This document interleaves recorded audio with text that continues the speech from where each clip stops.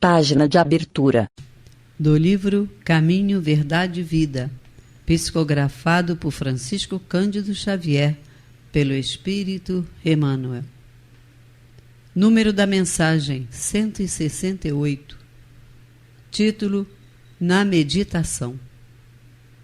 E foram sós num barco para um lugar deserto. Marcos 6:32. Tuas mãos permanecem extenuadas por fazer e desfazer. Teus olhos, naturalmente, estão cheios da angústia recolhida nas perturbações ambientes. Doem-te os pés nas recapitulações dolorosas. Teus sentimentos vão e vêm, através de impulsos tumultuários, influenciados por 1000 pessoas diversas. Tens o coração atormentado. É natural. Nossa mente sofre sede de paz, como a terra seca tem necessidade de água fria. Venha a um lugar à parte no país de ti mesmo, a fim de repousar um pouco. Esquece as fronteiras sociais, os controles domésticos, as incompreensões dos parentes, os assuntos difíceis, os problemas inquietantes, as ideias inferiores. Retira-te dos lugares comuns a que ainda te prendes. Concentra-te por alguns minutos em companhia do Cristo, no barco de teus pensamentos, mais puros sobre o mar das preocupações cotidianas. Ele te levará a mente eivada de aflições, balsamizará tuas úlceras, dar-te-á salutares alvitres.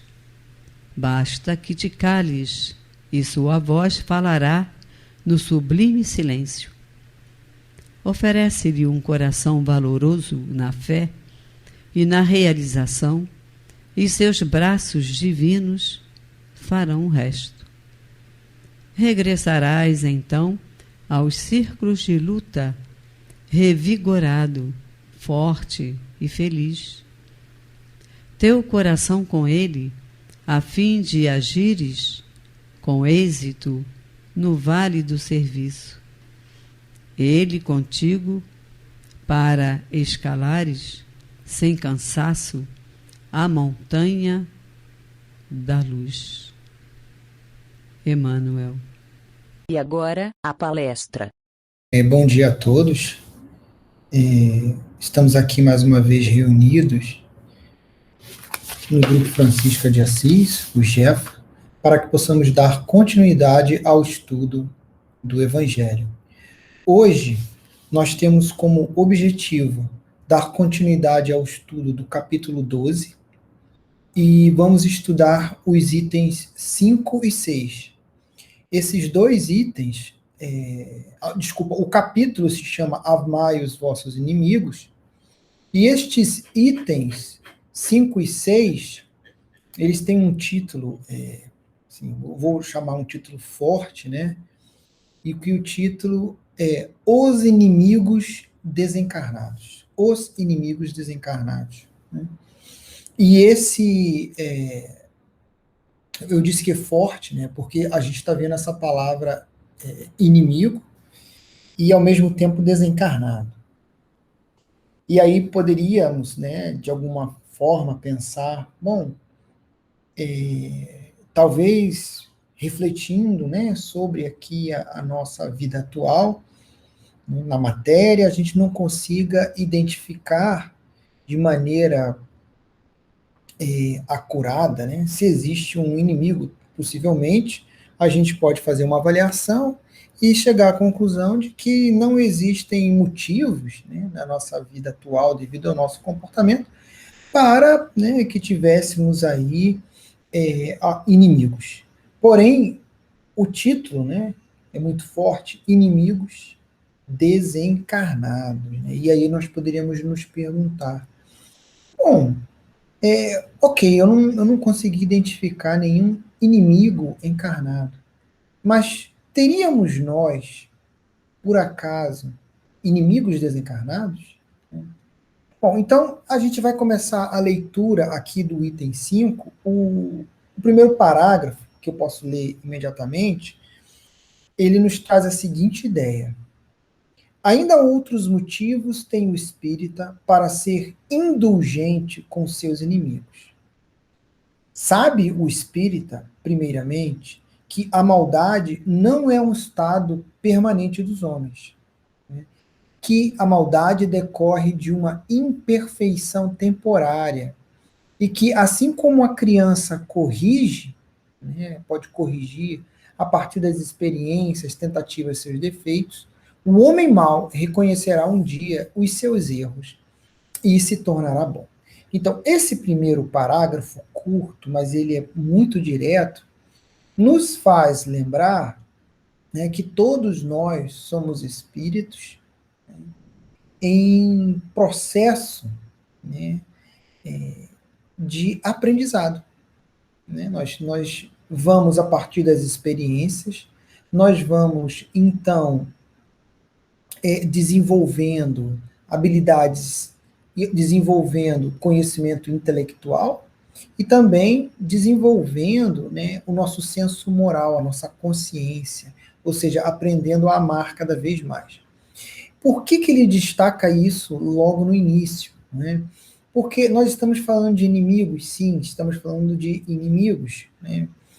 Que seria dentro desta sessão inteira. Porém, ele dá início à sessão, né, deixando bem claro que nós somos espíritos ainda imperfeitos, mas que devemos nos lembrar que a partir das experiências que nós vamos tendo, experiências que nós vamos compartilhando, experiências que nós vamos vivenciando ao longo das encarnações, nós ficamos sujeitos a situações nas quais nós temos que colocar o nosso livre arbítrio em prática, e nós, a partir, né, dessas decisões, nós vamos então, a partir de tentativa, erros e acertos, nós vamos desenvolvendo, né, esse senso moral, nós vamos aperfeiçoando esse senso moral, de tal forma que a gente possa ir aprendendo a amar mais, ou seja, nós vamos nos desenvolvendo.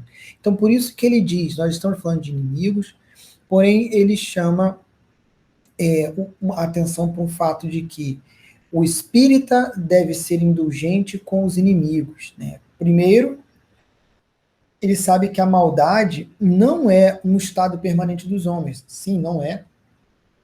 Por quê? Porque somos espíritos, né, que estamos nesse processo de evolução, né? E que essa maldade é um estágio, mas que, a analogia que ele faz, uma criança, né, a criança se corrige dos defeitos, o homem mau, um dia, ele vai ter a consciência, né, dos seus atos, e a partir desse momento ele pode começar a mudar, e ele vai se tornar bom. E já que estamos falando de inimigos, e nós estamos falando de inimigos desencarnados, nós poderíamos imaginar uma situação hipotética na qual o indivíduo A odeia o indivíduo B, porque o indivíduo A acredita que o B é uma ameaça na sua vida.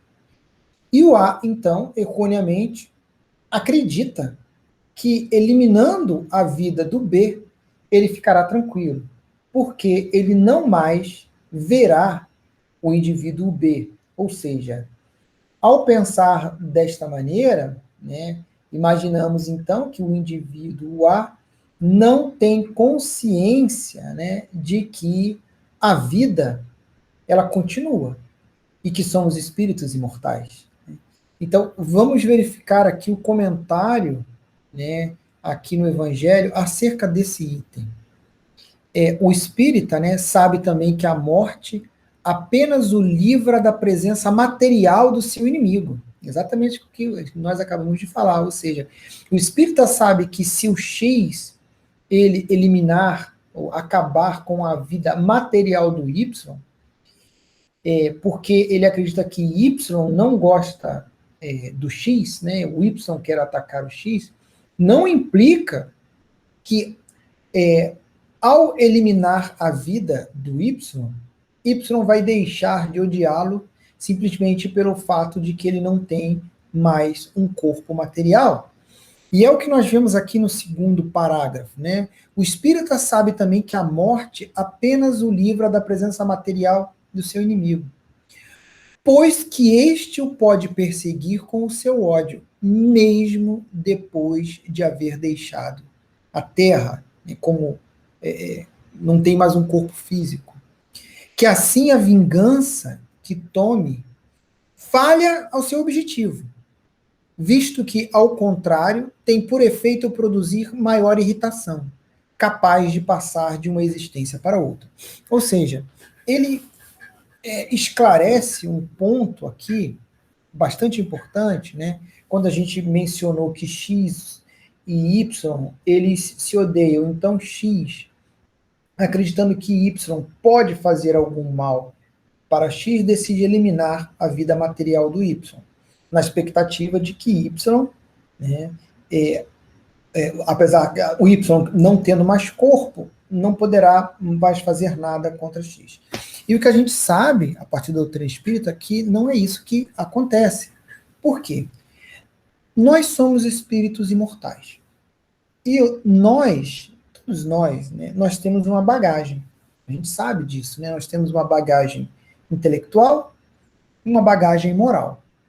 Essa bagagem, né, à medida que a gente vai tendo experiências, a gente vai se esforçando, a gente sempre vai tendo um aporte de conhecimento, desenvolvendo intelectual, e também aprendendo a amar mais, a ser mais flexível, a perdoar. A gente vai tendo este desenvolvimento. Porém, na morte do corpo físico, o espírito, ele vai adentrar o plano espiritual exatamente com essa mesma bagagem intelecto-moral. Significa que não é porque o espírito, né, o corpo físico dele pereceu, que ele vai se tornar um indivíduo evoluído, porque ele foi para o plano espiritual. De maneira nenhuma. Nós vamos chegar no plano espiritual do ponto de vista intelectual e do ponto de vista moral exatamente, né, com a mesma bagagem intelecto-moral que nós tínhamos quando encarnados. E isso realmente nos chama a atenção e é impactante quando a gente faz esse comentário aqui referente ao ódio, referente à vingança, porque se X elimina Y, porque Y odeia X, significa que quando Y chegar no plano espiritual, existe uma grande probabilidade de que talvez o ódio dele por X aumente ainda mais. E que ele, né, vai continuar atuando de alguma maneira, né, contra X. E ele chama atenção para um outro ponto, que essa desavença, esse ódio ou esse desejo de vingança, ele pode, então, ter uma extensão, porque isso pode ser carregado, dada essa situação, até mesmo para outras encarnações. Que é o que ele diz aqui. A vingança, né, ela falha no seu objetivo, visto que, ao contrário, tem por efeito produzir maior irritação. Significa que X eliminou Y, né, por alguma vingança, eles se odiavam de alguma maneira, só que o Y passa a odiar ainda mais o X. E que essa irritação, esse ódio pode passar, tem a capacidade de passar de uma existência para outra. E por isso, sim, a importância de se estudar o espiritismo, né, principalmente nesse contexto, porque isso pode nos explicar, como nós vamos fazer um comentário um pouco mais à frente, algumas perturbações que nós podemos passar, né, algumas dificuldades que nós podemos estar sujeitos. Bom, a gente avança um pouquinho mais e diz o seguinte, cabia ao Espiritismo demonstrar, por meio da experiência e da lei que rege as relações entre o mundo invisível e o mundo visível, que a expressão extinguir o ódio com o sangue, ela é radicalmente falsa. Né? Que a verdade é que o sangue alimenta o ódio, mesmo no além-túmulo. Isso aqui nos lembra um pouco, talvez até algo como lei de Talião, né, na qual, dado uma desavença, num caso extremo aqui, claro, num caso extremo, então X acreditaria que a eliminação de Y, né, o ódio, né, que Y sentia por X seria exterminado com o sangue do Y, né, porque Y iria desencarnar. E o que o Espiritismo nos traz é que essa é uma ideia falsa, porque o sangue ele vai alimentar ou realimentar esse ódio, mesmo no além-túmulo. E por isso, né, vem o destaque com relação ao ensinamento de Jesus referente ao perdão. Em vários momentos do Evangelho, Jesus comenta sobre isso, né? Ele comenta sobre amar os inimigos, ele comenta sobre contendas, né, e brigas que nós devemos, então, refletir e nos esforçar para que a gente possa harmonizar essas relações. Em vários momentos nós temos esse ensinamento, que é um ensinamento direto, né, que não é parábola, são ensinamentos diretos. Né, assim, amar o inimigo, tenta refazer o relacionamento, né, se vocês têm uma contenda, então são ensinamentos diretos. E agora a gente continua. Amai os vossos inimigos. Não há coração tão perverso que mesmo ao seu malgrado não se mostre sensível ao bom proceder. Mediante o bom procedimento, tira-se pelo menos todo o pretexto às represálias, podendo-se até fazer de um inimigo um amigo, antes e depois de sua morte.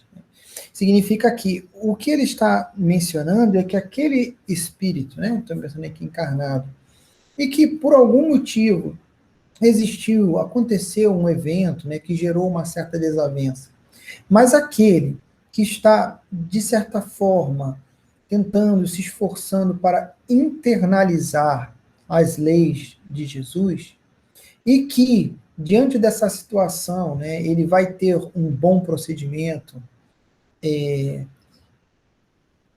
que pode amenizar essa situação, né, que pode reconstruir esses laços, sendo possível, o que acontece é que isso pode gerar, pelo menos, no mínimo, né, vai retirar o pretexto do outro para represálias. E, inclusive, existe a possibilidade de que aquela desavença, né, ela venha a perder força e aquele que era considerado um inimigo, né, ele pode até mesmo se tornar um amigo. Né, tanto nesta vida, quanto no plano espiritual, em outras vidas. Já se os dois, né, eles agem de maneira equivocada, que aquele é dito como um mau proceder, um vai irritar o outro ainda mais. Né? E um vai servir para o outro como instrumento, né, da justiça de Deus para aquele que não é capaz de perdoar. Claro, se os dois agem, né, dessa maneira, continuam agindo agressivamente, então vai acontecer o que nós já acabamos de comentar. Esse ódio ele vai ser realimentado, né? Possivelmente o volume de ódio vai aumentar, e que esse ódio entre eles, na atual encarnação, poderá se estender para outras encarnações. E o destaque, então, desse parágrafo, né, nesse item, é que o ensinamento de Jesus, né, que é o ensinamento de perdoar, né, é exatamente o que pode fazer com que essa sequência de retroalimentação de ódio, ataque, vingança, ódio, ataque, vingança, ela possa ser quebrada. Né? Porque a partir do momento que o indivíduo X e o indivíduo Y não se esforçam, né, para mudar esse padrão vibratório, X vai atacar Y, e quando Y tiver a oportunidade, ele vai atacar X, e quando X tiver a oportunidade, vai atacar Y, e isso vai ficar um ciclo. Né? E por isso a importância do perdão, de tal maneira que, em determinado momento, esse ciclo ele possa perder força. Né? E que, dado que todos nós vamos progredir, né, chegará um momento que, a partir do esforço de cada um, então esse tipo de situação, esses relacionamentos, eles serão harmonizados.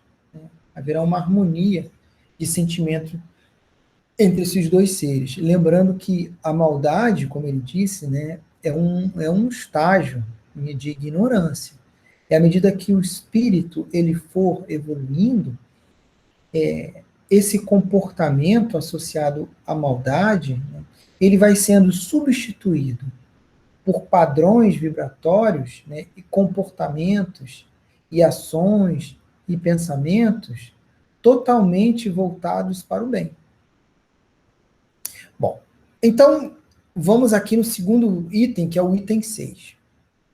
E o Evangelho diz assim: pode-se, portanto, contar inimigos tanto entre encarnados como entre os desencarnados. Repara, essa frase é uma consequência do parágrafo anterior. Né?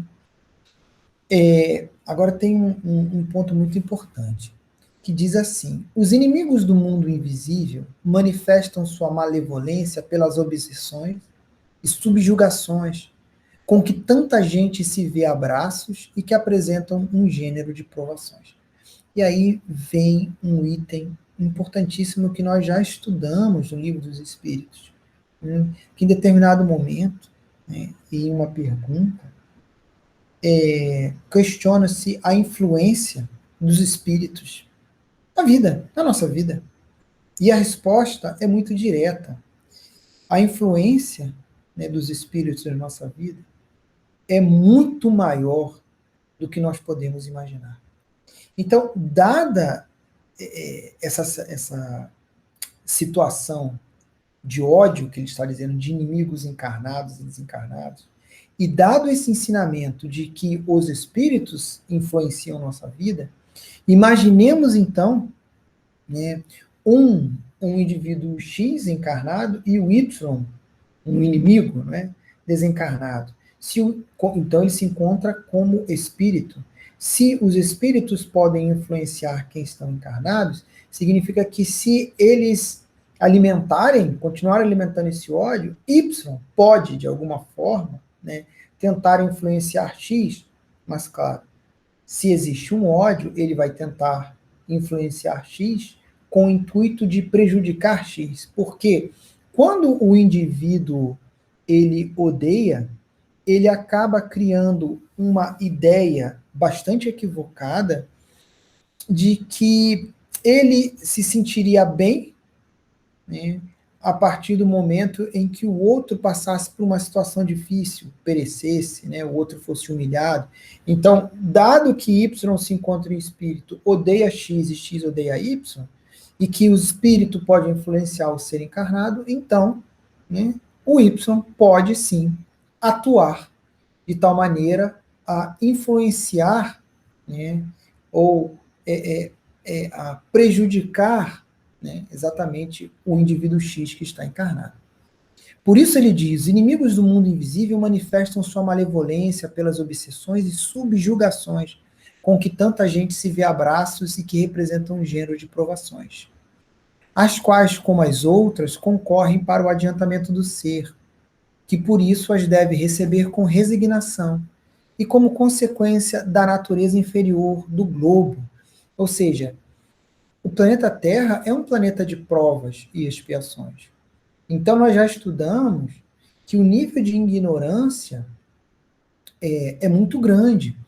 E quando eu falo ignorância, significa desconhecer as leis de Deus, desconhecer, né, não vivenciar o Evangelho. Então, quando a população não vivencia o evangelho, quando a população desconhece, né, as leis de Deus e desconhece, talvez ela até possa conhecer por uma leitura, mas ela simplesmente conhece intelectualmente, mas não vivencia aquilo.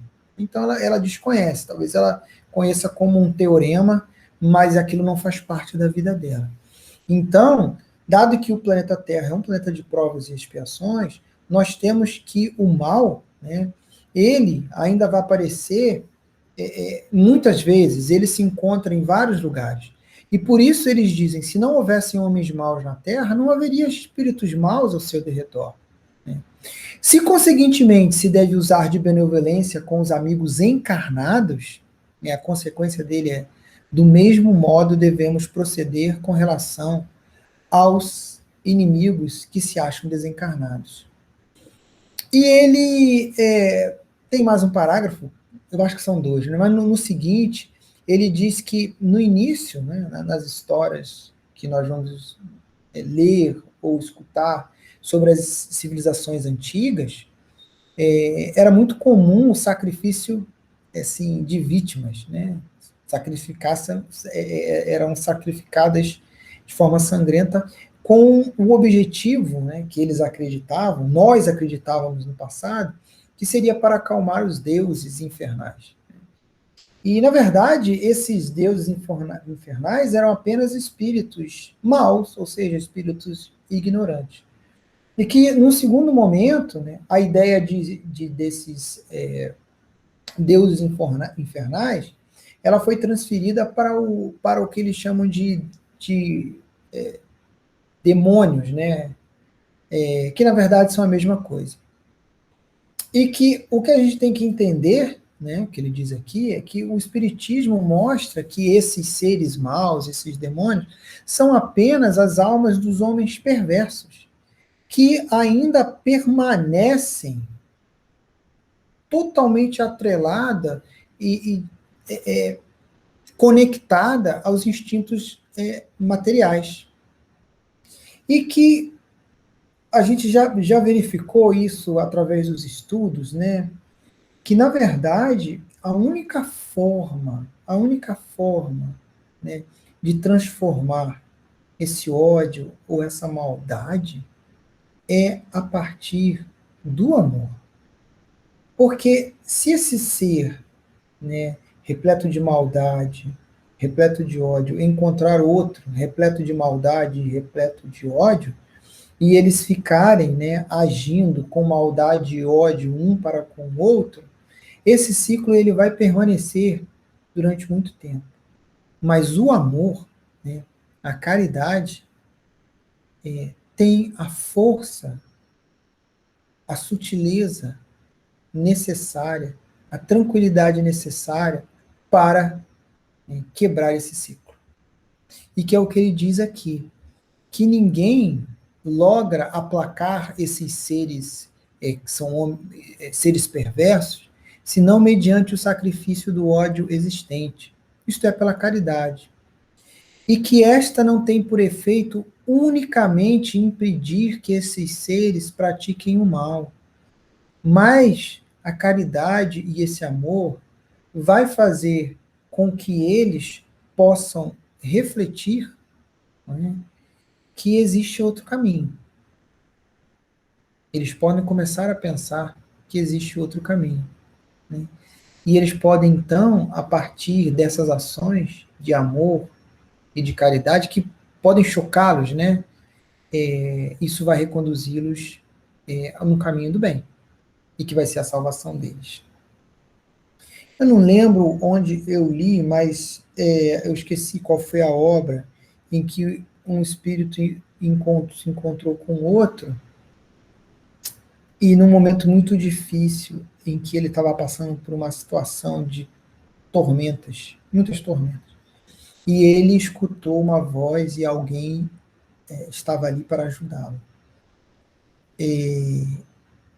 Quando esse espírito sofredor se deu conta, esse alguém que estendia a mão, né, e que lhe trazia uma palavra amiga, durante o período de encarnados, ele o considerava como um inimigo. E tinha feito muito mal para ele. E aquilo o chocou. E ele disse assim: como pode? Eu que te fiz tanto mal, e nesse momento que eu estou passando por tanta dificuldade e sofrimento, foi você que me estendeu a mão, né? E aquele espírito que lhe estendeu a mão, né, conversando com ele, falou sobre o amor, falou sobre um Deus misericordioso, e fala sobre o Evangelho, e que o toca no fundo do coração, e que o faz refletir efetivamente que talvez seja um momento de mudar, né? Porque que coisa maravilhosa é essa que foi capaz de fazer com que ele fosse ajudado por alguém que ele tinha tanto maltratado e que estava ali não para pisar nele naquele momento, né? Não para criticá-lo, mas sim para ajudá-lo, né? E aquilo foi realmente um, um momento no qual ele conseguiu redirecionar, né, os seus esforços e sua vida. E o último, aqui estamos no último parágrafo, né?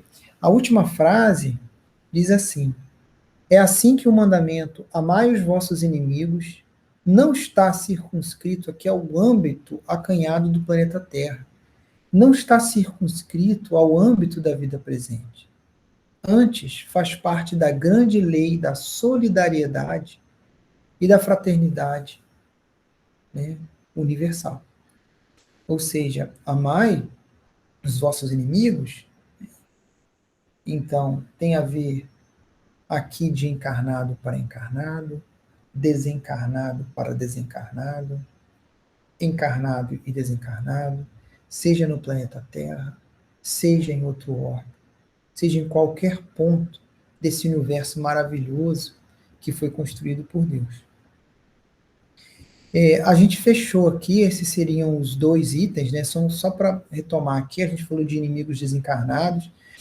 Primeiro, ele comenta aqui o fato de um ser, assim, é uma condição, né, de estar como um ser mau, na verdade é um momento de ignorância, um período, mas que ele também vai evoluir, que a crença de que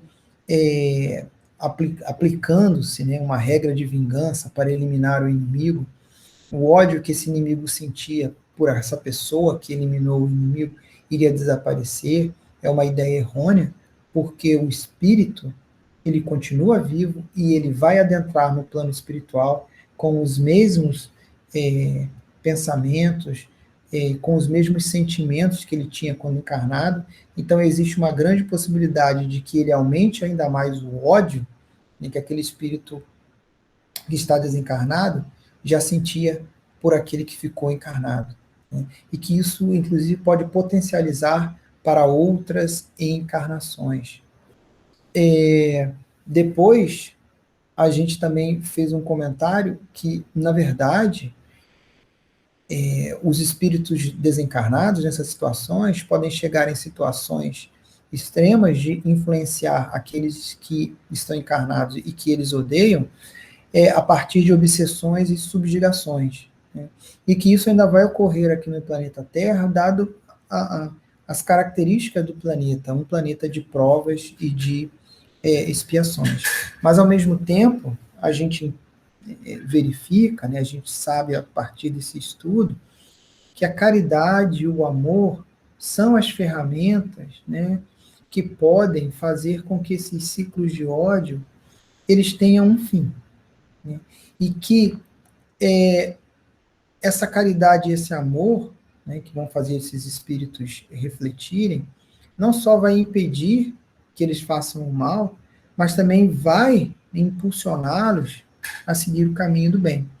E que o mandamento amai os vossos inimigos não está circunscrito apenas ao âmbito aqui do planeta Terra, mas sim no plano espiritual e em todos os pontos do universo. Nosso estudo seria esse. Eu desejo a todos um ótimo dia, né, e fiquem todos com Deus. Até logo.